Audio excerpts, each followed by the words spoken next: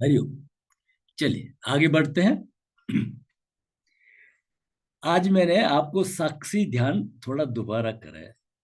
क्या है साक्षी भाव, क्या है उसको थोड़ा समझिए। एक हमारा उपनिषद है वृद्र नायक उपनिषद, सबसे बड़ा उपनिषद है वृद्र नायक। और सबसे छोटा है मांडुक्य उपनिषद, सबसे छोटा। मांडुक्य उपनिषद कैसा है? मांडुक्य उपनिषद मैं बह जाता हूँ, फ्लो में आ जाता हूँ। चलिए, मांडुक्य उपनिषद हनुमान जी राम जी से कहते हैं आप मुझे भक्ति का मार्ग बताएं। तो राम जी कहते हैं मांडुक्य उपनिषद पढ़ लो। ऐसा क्या है मांडुक्य उपनिषद? रुद्रनायक उपनिषद इतना बड़ा था, नहीं कहा। मांडुक्य उपनिषद में सिर्फ 20 श्लोक है, सिर्फ 20 श्लोक है। और फर्स्ट से लेके लास्ट तक सभी ओम के ऊपर। फर्स्ट से लेके सभी ओम के ऊपर। ओम बड़ा अद्भुत है। आप कुछ भी मत करिए, कोई ध्यान मत करिए, आप तो ओमकार के 20-21 बार उच्चारण कर लीजिए, सुबह दोपहर शाम, जब भी आपको याद आए। आपके सब काम अपने आप अच्छे होने लग जाएंगे। श्रद्धा के साथ में करने की जरूरत है। ठीक है। कल मैंने आपको बताया ना कि हमारे जो 9 दर्शन है, 6 दर्शन भारतीय है। योग, सांख्य, योग, न्याय, वैशेषिक, पूर्व मीमांसा, उत्तर मीमांसा, जो वेद में बिलीव करते हैं। 3 हमारे नास्तिक दर्शन है जो वेदों को नहीं मानते हैं। चारवाक बुद्ध और महावीर का दर्शन, जैन दर्शन। ठीक है। लेकिन इन सब में एक कॉमन चीज है, और वो कॉमन चीज है ओम। वो सब में है। वैसे कोई डिफरेंस वाली बात नहीं। सब जितने गुरु लोग आए ना, तो उसमें क्रूतियां आती गई। कितना करोड़ों हजारों लाखों साल से जो चल रहा है ना, तो उसमें नेचुरल है। हमारी आवाज तो आ जाएगी ना बीच के अंदर, हम भी तो आ जाएंगे ना बीच के अंदर। आपको मालूम है 24 तीर्थंकर तक बुद्ध धर्म वेखरी में ट्रांसफर हुआ, बिना बोले, बोला नहीं गया।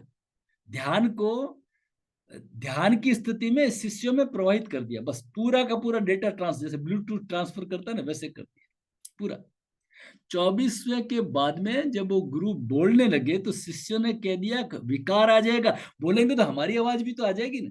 जैसे सिखिज्म में कह दिया भाई अब कुछ नहीं, कोई नहीं, ये तुम्हारा यही है, गुरु ग्रंथ साहिब है, इसको फॉलो करो, क्या है ना। नहीं तो फिर कोई भिंडर वाला बन जाएगा, कोई बीच में और अपनी थ्योरी देगा, कोई पन्नू बन जाएगा, है ना। अपनी मति से उसकी गति खराब कर दोगे। ठीक है। तो गुरु लोग सब समझते थे इन चीजों को। तो गुरु जी बोले अब कोई उपाय नहीं है, उपाय नहीं है। एक कहानी आती छोटी सी, बुद्ध खड़े हैं। बुद्ध, आज बुद्ध के अंदर बड़ा विशेष प्रकाश है, एकदम जगमगा रहे हैं। हाथ में एक रक्त वर्ण पुष्प लिया हुआ है। बुद्ध खड़े हैं और सब लोग आ रहे हैं। और इतने में एक वो उनका एक शिष्य आया, साधारण से कपड़ों में पहने हुए, और वो उनके पास में आया, है ना, बोधिसत्व ना। तो वो आते बुद्ध ने उसको वो फूल कमल का दे दिया, और बोधिसत्व बुद्ध हो गए। पूरा का पूरा न्याय ट्रांसफर हो गया, डेटा 100%, हार्ड डिस्क पूरी ट्रांसफर हो गई। ठीक है ना। तो इस तरह से भी कहते हैं, ये हमारे संत लोग आए, धोने के लिए आए, उसको निर्मल करने के लिए आए, है ना। कबीर जी आए, नानक जी आए, दादू सैदास, विवेकानंद, हमारे गुरु जी शिवानंद जी, सब इसके लिए आए, उन्होंने इसको किया।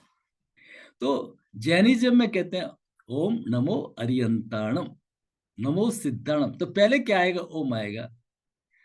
आप बुद्धिज्म में जाएंगे, ओम मणि पद में हम, ओम मणि पद में हम, ओम मणि पद में हम। ठीक है ना। सिखिज्म में तो बाबा ने साफ कह दिया, एक Onkar Satnam, only and only one. एक एक कर्ता पुरख, निर्भव निर्वैर, अजूनी सैभम, वो अजन्मा है। एक ओंकार, ओनली। क्या है ओंकार? ये सब वो मांडुक्य उपनिषद में दिया हुआ है। वही आमीन है मुस्लिम धर्म का, वही आमीन है क्रिश्चियनिटी का, वही ओमनी प्रेजेंट, वही ओमनी पेटेंट, ओमनी पेशेंट। एक ओमनी बटमी क्या आता है, एक और शब्द आता है जिसको लोकपाल कहते हैं, मुखिया।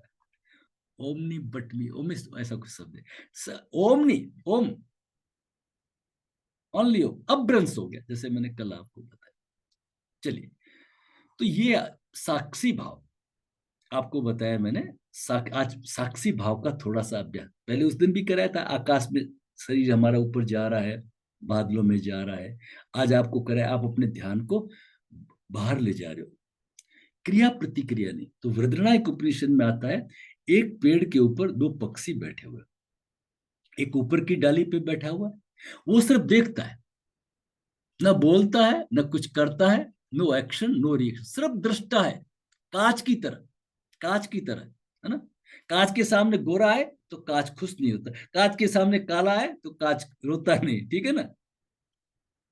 दर्पण जैसा है उसको दिखा देता है, वो बिल्कुल बैठा हुआ है। नीचे वाली डाली पे एक दूसरा पक्षी जो फुदक फुदक इधर जाता है उधर जाता है, फल खाता है, खट्टे रहते तो थूक देता है, मीठे रहते तो बार बार खाता है, राग और द्वेष करता है, घोंसला बनाता है, बच्चों को पालता है, परिवार को आगे बढ़ाता है। तो शास्त्रकार कहते हैं, जो ऊपर पेड़ पे बैठा हुआ पक्षी वो आपकी आत्मा है, वो आपकी आत्मा है, नो रिएक्शन। और नीचे जो फुदक फुदक के इधर उधर जा रहा है वो आपका मन है। ये मन संसार बनाता है, ये हमारा मन है ना, ये संसार बनाता है। इस तरह से तो ओमकार का थोड़ा सा जीवन में जरूर लाएं।